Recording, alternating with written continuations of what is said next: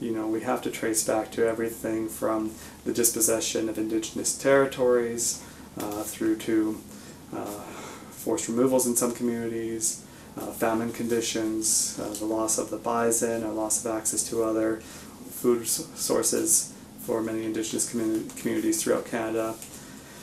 through to restrictions on Indigenous spiritual practices, the destruction of Indigenous governments, loss of language, challenges against language, restrictions against the legal rights of Indigenous peoples, past system that restricted the movement of Indigenous peoples, the entire Indian Act which governed Indigenous lives in their near totality, restricting even how they used the limited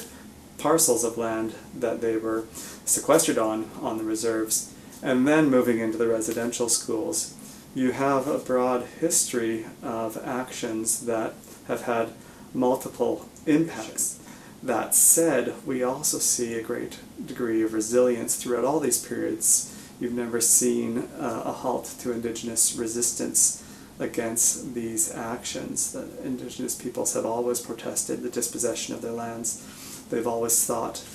to prevent their children from going to residential schools, and it continues today in movements like Idle No More, or the incredible wealth of and vigor of Indigenous scholars today who are